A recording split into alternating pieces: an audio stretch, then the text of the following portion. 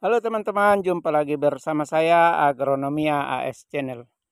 Harapan saya teman-teman semua dalam keadaan yang baik, sehat, dan sukses selalu dalam berkarya.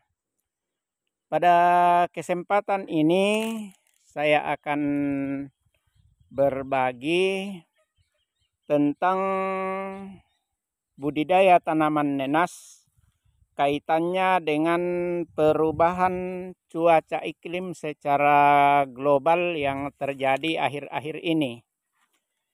Nah, teman-teman, di sini saya akan berbagi pengalaman tentang prospek tanaman nenas dalam menghadapi situasi perubahan cuaca iklim yang saat ini tidak menentu. Nah, di kebun saya ada menanam beberapa jenis tanaman. Ada tanaman cengkeh dan ada tanaman kopi. Nah, untuk tanaman cengkeh, sejak 3 tahun terakhir ini, sekarang tahun 2022, itu tidak berbuah akibat dari cuaca iklim yang tidak menentu. Begitu juga kopi tidak maksimal. Nah, sementara ya nenas yang saya tanam ini tidak terpengaruh dengan perubahan cuaca iklim. Bahkan pada cuaca yang ekstrim pun, musim hujan ini untuk nenas tetap memberikan harapan, karena untuk nenas tetap berbuah. Nah, di sini teman-teman, di sini, nah ini tetap berbuah, walaupun ini sementara cuaca sangat ekstrim. Nah, keunggulan dari nenas ini bahwa setiap cabang yang tumbuh seperti ini tidak pernah kita menjumpai bahwa tidak akan ada buah. Jadi setiap cabang atau tunas yang muncul pasti akan muncul buah. Nah, seperti ini teman-teman. Jadi ketika muncul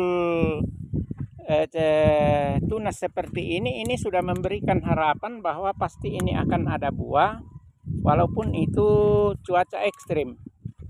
Nah, seperti ini teman-teman.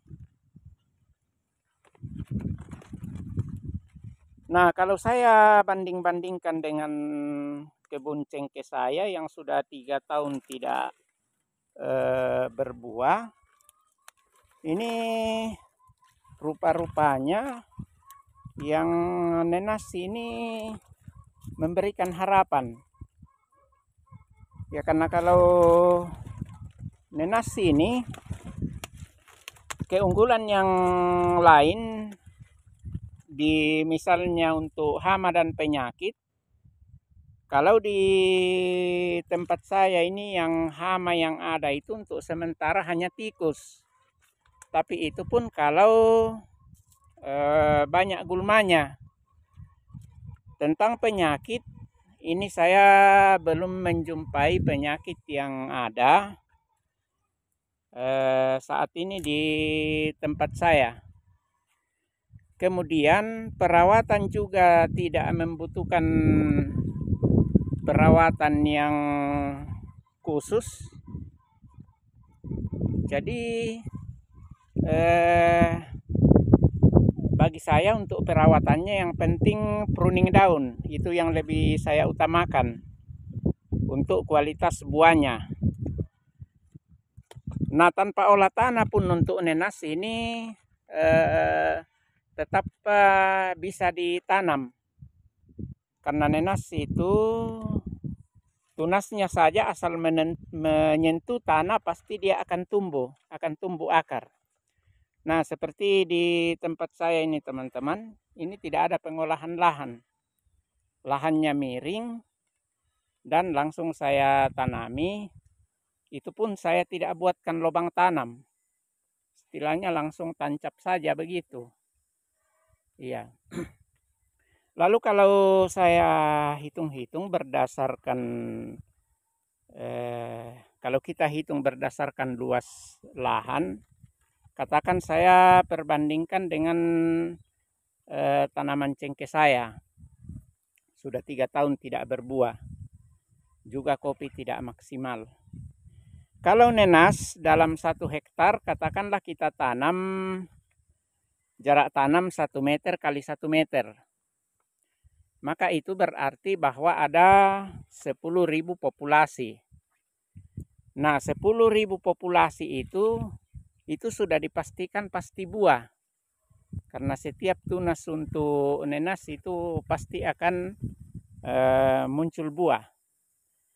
Nah, 10.000 kalau kali di tempat saya itu harga nenas paling murah itu paling di bawah itu 5.000. Nah, kalau 10.000 kali 5.000 saja itu sudah 50 juta dalam 1 hektar. Nah, itu pun kalau berhitung 1 pohon. Tapi untuk nenas kan kalau sudah semakin lama, bukan lagi 1 dari bawah, tapi sudah tumbuh lagi tunas. Jadi misalnya awalnya ditanam 1 meter jaraknya, ini bisa nanti sisa setengah meter karena sudah muncul lagi anakan-anakan. Nah, kalau saya bandingkan dengan cengkeh saya, artinya saya tidak bandingkan dengan di tempat lain teman-teman, hanya saya bandingkan dengan yang saya budidaya. Maka untuk nenas ini justru lebih tinggi hasil yang bisa kita dapatkan. Kemudian untuk nenas dalam pemanenannya ini tidak butuh tenaga yang berbeda dengan misalnya kopi atau cengkeh yang memang butuh waktu dan tenaga. Nah, kalau untuk nenas ini panennya praktis dan cukup juga bertahan beberapa lama dan tidak akan mengalami kebusukan atau pembusukan kecuali sudah lama sekali. Nah, keuntungan yang lain untuk tanaman nenas ini, kalau misalnya punya ternak sapi, maka ini juga sekaligus bisa membantu dalam hal pakan untuk ternak, khususnya sapi.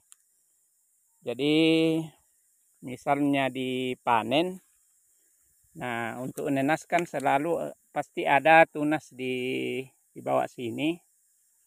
Ini bisa kita berikan untuk sapi.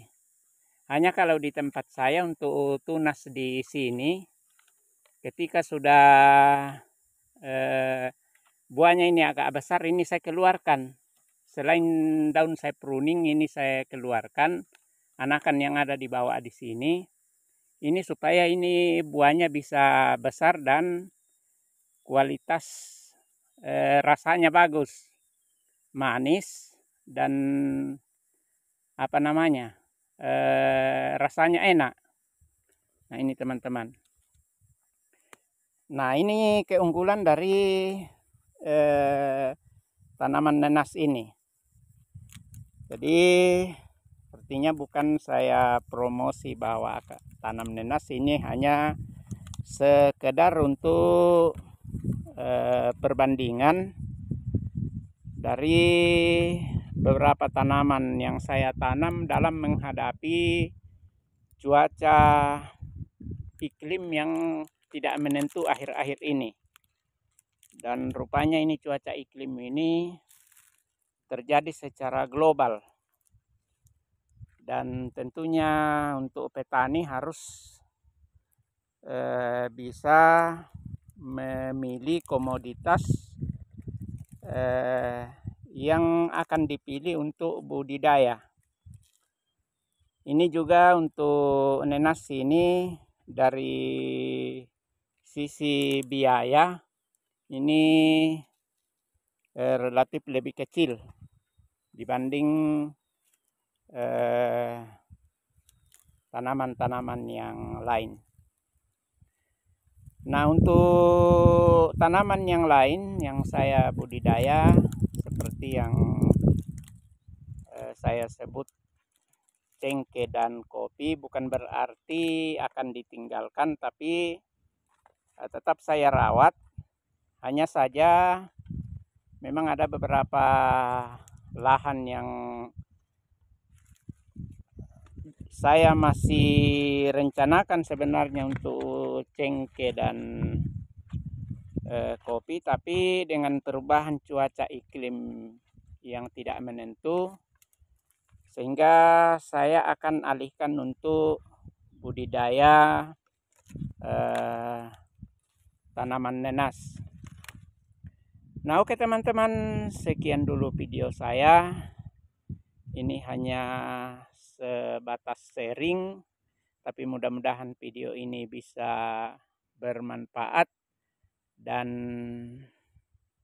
mohon kiranya didukung channel ini dengan cara di subscribe, share, dan komen. Dan sampai jumpa pada video selanjutnya.